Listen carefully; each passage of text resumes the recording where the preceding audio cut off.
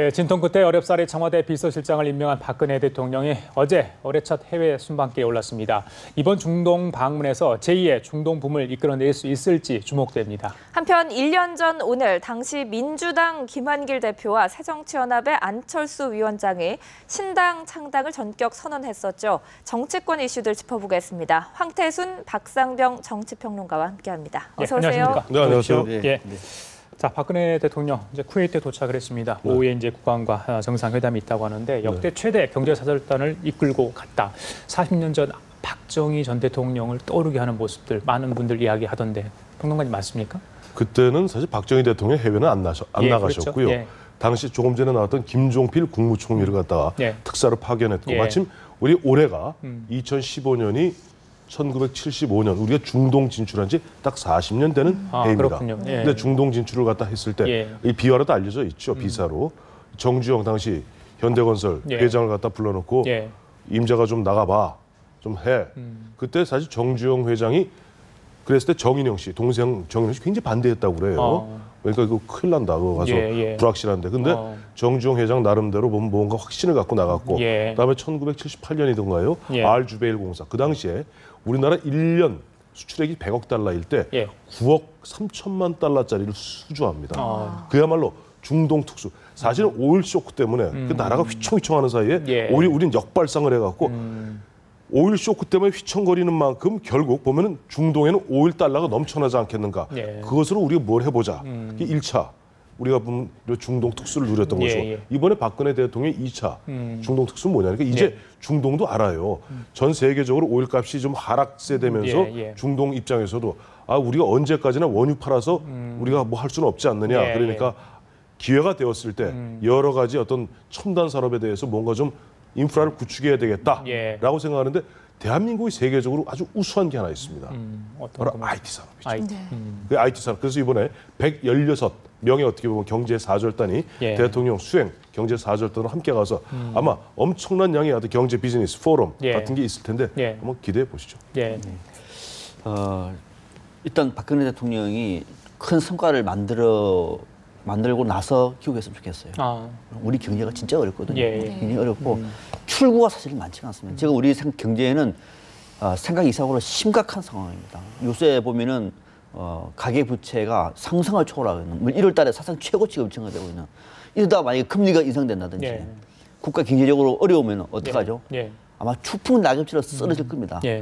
지금 이런 상황에서 박근혜 대통령이 제2의 중동붐 우리한테는 기가 속였다. 실제 그럴 가능성도 있는데 이번에 박 대통령은 이제 에너지, 그러니까 석유라든지 또는 건설, 이거는 이제 지난번 박정희 전 대통령 때 했던 것이고 이번에 여기에 더해서 이제 말 그대로 콘텐츠, IT, 또 뭐 의료 이런 거거든요.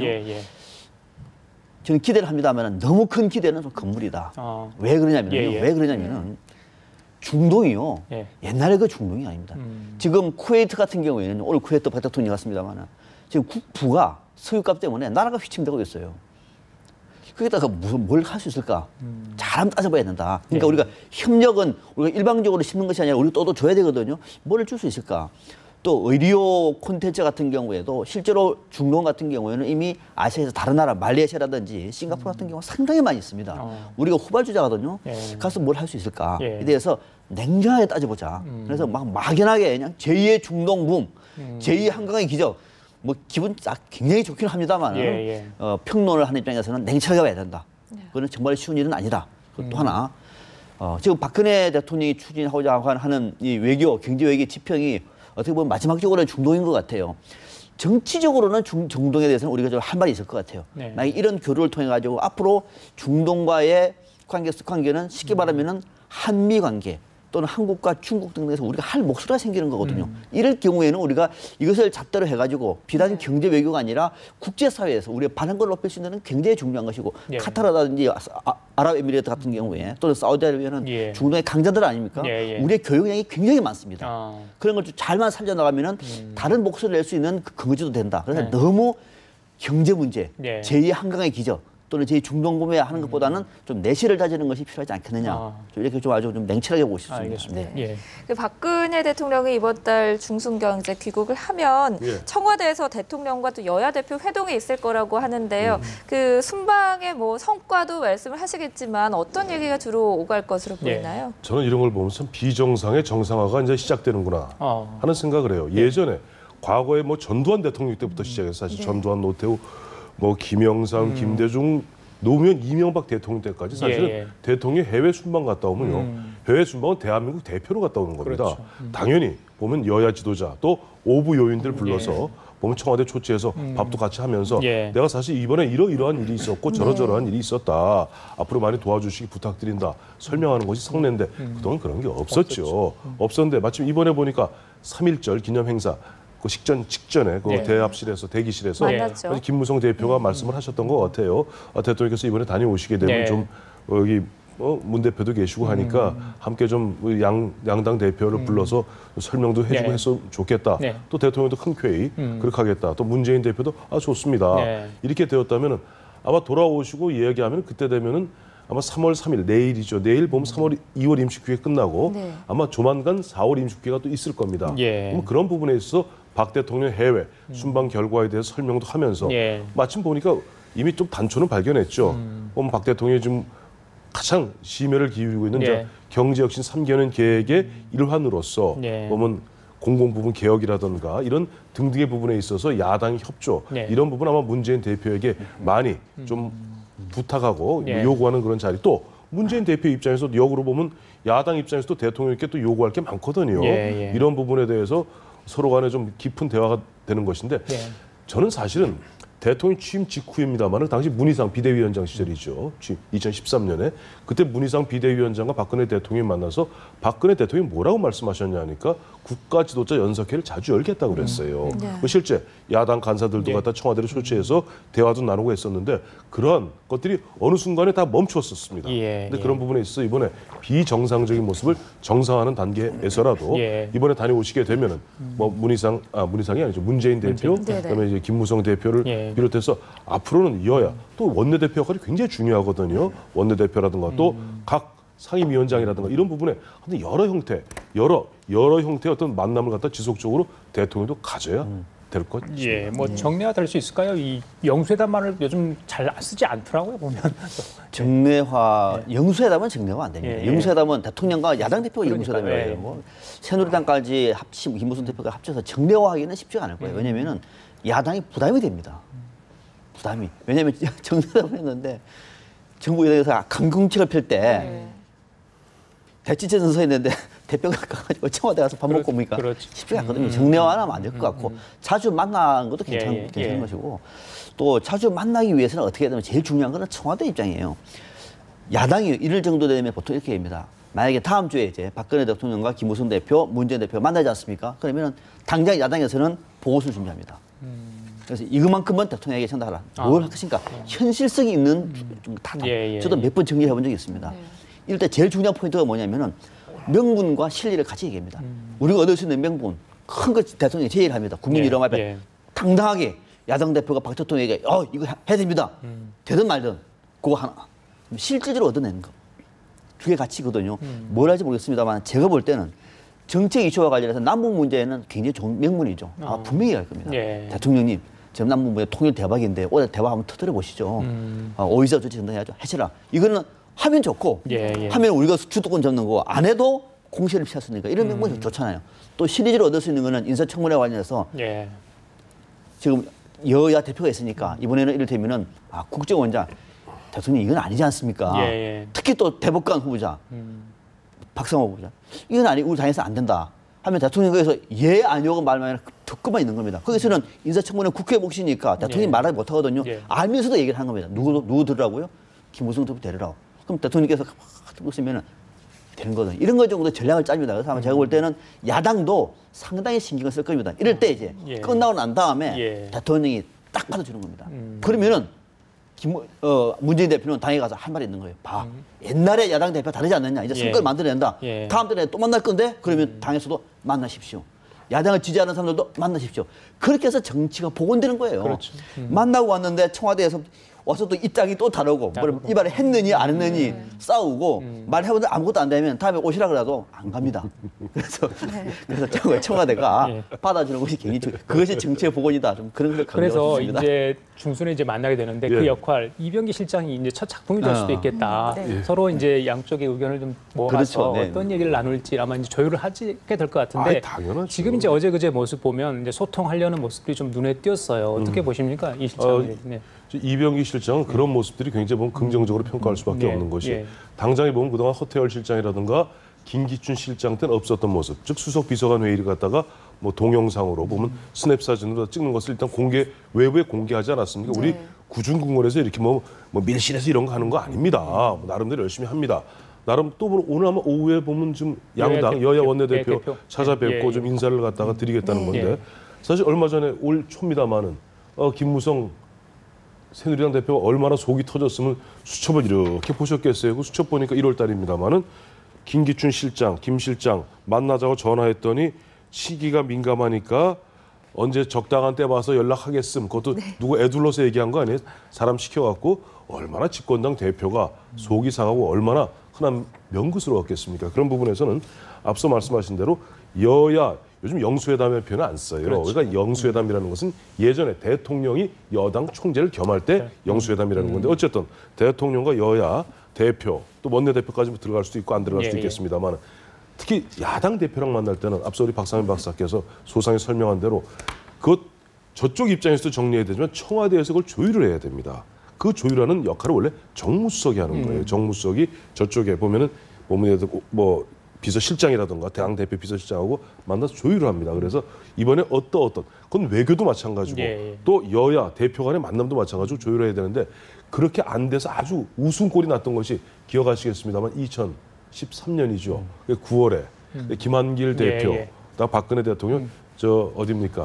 사랑제 국회 사랑제 만났을 때 아무런 사전 의제 조율 없이 그 월급톱 수염 길렀던 김한길 대표 만나서 서로 얼굴 붉히고 나왔던 씁쓸한 그런 느낌이 그런 장면이 회고되는데 이번에 아마 그런 부분에 있어서는 이병기 실장이 사실 지금 보면 조윤선 정무수의 조금 역할이 좀 미진한 것 같아요. 잘 눈에 안 띄고 그런 부분에서 이병기 실장이 그런 부분에 있어서는 좀 정무수석을 좀 체근하고 좀 추달해가면서 뭔가 조율하면서 하나 작품을 만들어내도록 노력하지 않을까 하고 기대해 봅니다. 그래요. 네, 아마 저도 그런 측면에서는 비서실장의 역할이 그래서 중요한 겁니다. 근데 비서실장은 전체적인 얘기를 하고 구체적인 협상은 이제 정무수석이 나서서 야당의 대표 비서실장을 주로 얘기를 많이 합니다. 제일 얘기를 잘할 수 있는 사이거든요. 정말 둘이 만나가지고 한 5가지 의제가 있다. 중에서 3개는 주고받고 하는 겁니다. 그게 정치지 않습니까? 가서 대통령만 일방적으로 말씀하는 거 뭐하러 갑니까?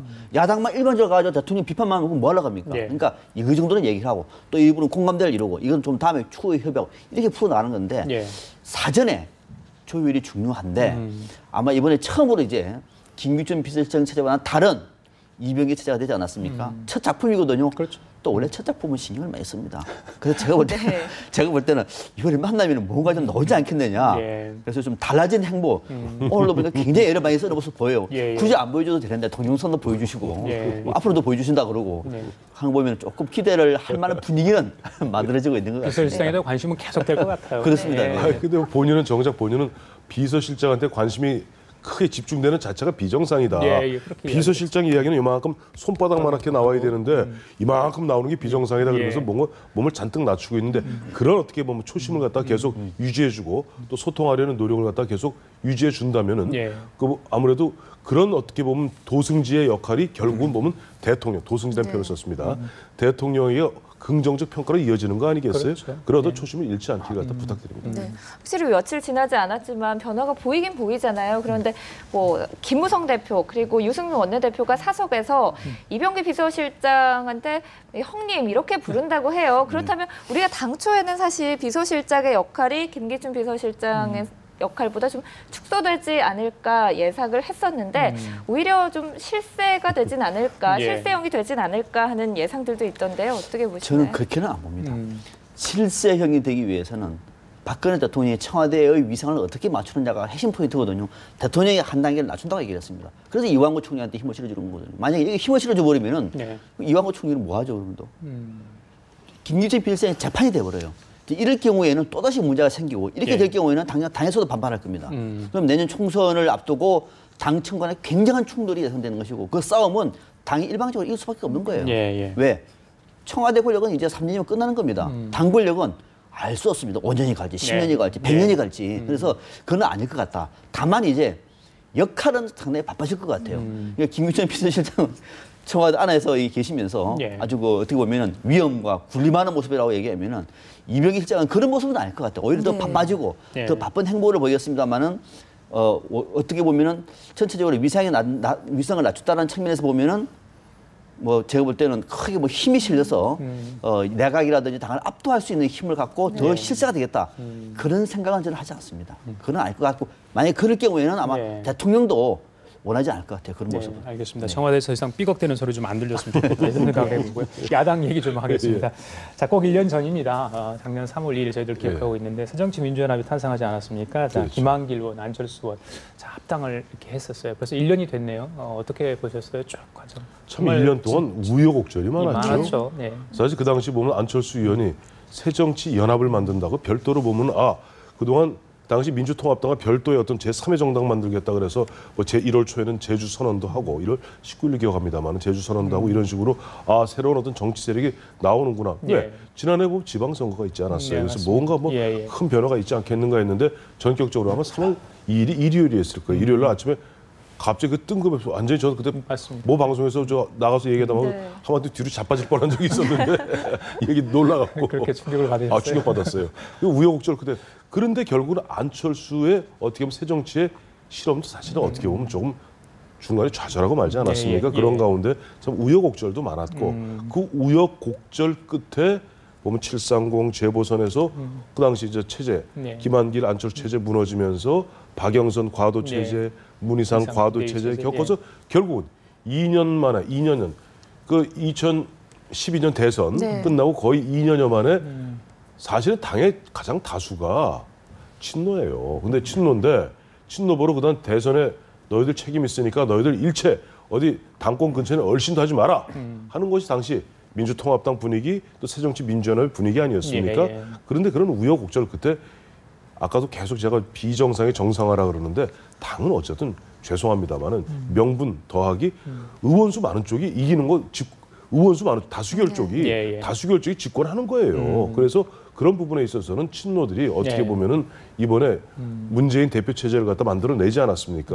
만들어낸 것까지는 어떻게 보면 그동안 어떻게 보면 비정상적으로 과도기적으로 운영되었던 것에 정상적인 것이고 물론 집권을 했기 때문에 당권을 잡았기 때문에 거기에 따르는 결과에 따르는 책임도 오롯이 져야 되는 것이고 그것은 당장 4.29 재보선 그다음에 내년 있을 총선까지 그 책임은 오롯이 보면은 지금 당권을 잡고 있는 친노 문재인 대표가 책임져야 되는 것이겠죠. 1년 지났지만 아직도 당 내부는 좀 계속되고 있다. 계속해서 잡음이 나오는데 안정화되기 정말 어려운 건가요? 안 되죠. 지금은 안 됩니다. 지금은 안정화가 아니고요.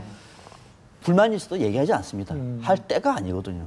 그 무슨 불만이 있더라도 때가 돼서 얘기를 해야 통하는 것이지 그냥 뭐 아무 때나 얘기할 수는 없는 것이고 안철수, 김한길 대표의 새정치 실험은 일단 좌절로 끝났죠. 1단계는 끝난 겁니다. 그러나 완전히 끝났냐? 그건 아닙니다. 정치는 완전히 끝나기 전까지 끝났다고 말하면 안 됩니다. 알 수가 없는 겁니다. 1단계는 끝났다. 대표에서 물러났으니까. 이렇게 두 가지 측면에서 한번 봅시다. 왜 끝났는가? 친노 때문에 무너진 거죠. 대표를 세워놓고 공동 지분을 가지고 새로운 세력을 만들기 했는데 흔들렸습니다. 근데 그럴 줄 대부분 알았습니다. 그러면 신당을 만드는 것이 정답이었죠. 지금도 안철수 의원 주변에서는 그때 안 들어갔어야 되는데 수없이 얘기를 말합니다. 정치는 항상 그런 식으로 다 후회를 지금도 그렇습니다. 모이면 그 얘기예요. 왜 그랬을까? 그럼요. 그때 강행했어야 되는데 왜 끊겨가지고 그야말로 망신당하고 대표직에 물러나고 지금 목소리도 못 내고 또 친노가 지금 거의 당의 처음에 나서는데도 뭐 말 한마디 못하는 상황이잖아. 왜 이렇게 했을까? 앞으로 극적이다라는 측면이 있습니다만 아무튼 실패했던 것이 하나. 두 번째는 뭐냐면 그럼 아주 끝난 거냐? 그건 아니라고 봐요. 이렇게 보시면 됩니다. 자, 지금 새정치민주연합의 제일 큰 꿈은 뭘까요? 제일 큰 꿈은 대선입니다. 그죠? 정권을 교체하는 제일 큰 꿈은. 제일 급한 꿈은 내년 총선에서 국회의원 배치다는 겁니다. 이 두 개가 1년 반 사이에 있습니다. 자, 이럴 경우에 현역 국회의원들은 무슨 생각을 하느냐? 내년 총선에 이길 수 있을까를 먼저 고민하겠죠. 이길 수 있는 길과 이길 수 없는 길이 다시 알고 있습니다. 문재인 대표가 알고 있어요. 이거를 정리할 경우에 본인이 그랬잖아요. 개파주의 기억자도 나오지 않겠다고. 그걸 하면은 그걸 할 타이밍에는 안철수 대표라든지 또는 뭐 김한길 뭐 전 대표 등등에서는 함께 엮을 수 있는 그릇이 만들어지겠죠. 왜냐하면 친노 개파주의가 없어져 버렸어요. 이미 밖에서 그렇게 우려했던 그런 것들이 없으니까 그거는 큰 틀로서 같이 갈 수 있는 명분이 될 것이고 그렇지 않을 경우 지금 보니까 뭐 사무 조직 담당 부총장이라든지 뭐 수석 등등에서 친노가 많네 한번 지켜보겠다 하다가 정말로 과거에 한명숙 체제 비슷하게 제2의 한명숙 체제를 가버리면은 이건 못 가는 겁니다. 그래서 아직은 완전히 끝났다고 하기도 어렵다. 그러니까 이 정당을 중심으로 해서 단일 대거를 형성할지 조만간에 국민 모임도 지금 창당 주비를 만들지 않습니까? 맞습니다.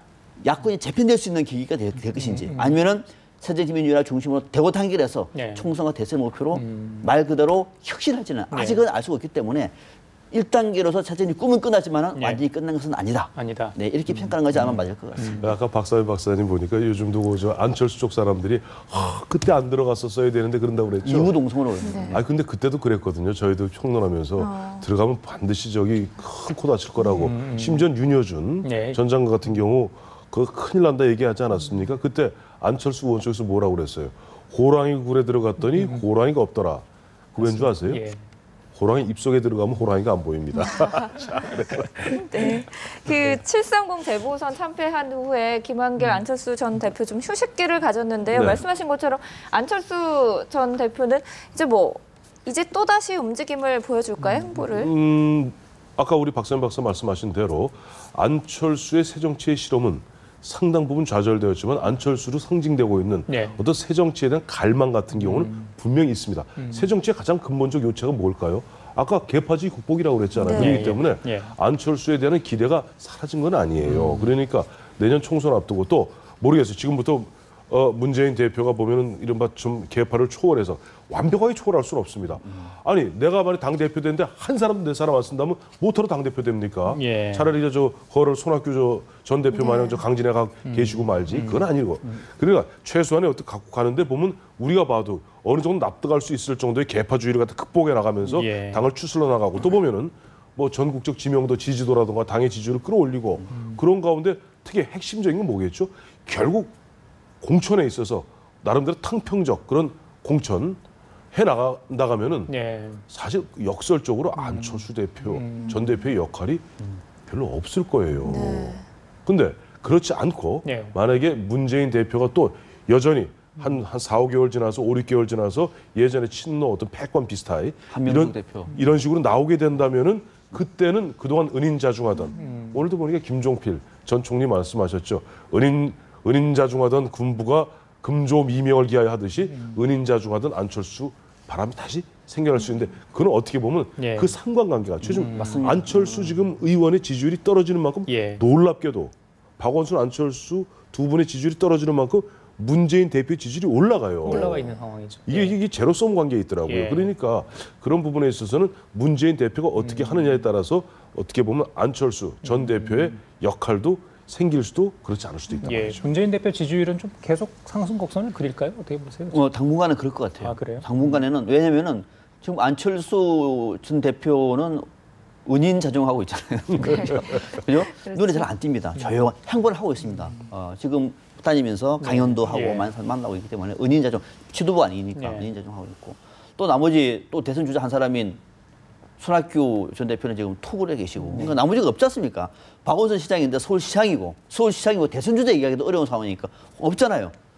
그러면 야당을 지지하는 사람은 대선 주자 얘기하면 문재인밖에 없으니까 올라가겠죠. 올라가는데 그 올라가는 거는 중요한 것이 아니고요. 이런 겁니다. 야권에서 다음 총선은 대선을 준비한 전초전을 볼 겁니다. 대선 주자들의 역할이 이렇게 크실 거예요. 그럴 때 문재인 대표가 어떻게 하느냐가 굉장히 중요한 겁니다.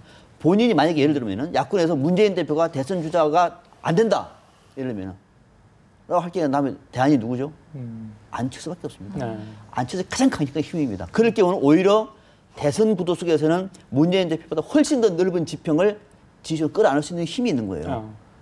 이것이 바로 안철수 힘입니다. 예. 그것을 위해서 이제 내부 세력을 점점 타져나가는 노력이 필요한데 아직 그런 힘이 남아있기 때문에 문재인 대표가 어떻게 하느냐에 따라서 내년 총선도 또는 대선도 이 정당의 운명도 결정되어 있고 지금 그 준비를 하고 있다고 봅니다. 그래서 타이밍이 총선을 앞두고 한 10월 달쯤 돼야 가시적인 결과물이 나오고 결단이 필요한 거거든요. 아직은 그럴 단계는 아니라고 봅니다. 알겠습니다. 자, 오늘 말씀 여기까지 듣도록 하겠습니다. 지금까지 황태순, 박상병 정치평론가였습니다. 두 분 감사합니다. 고맙습니다.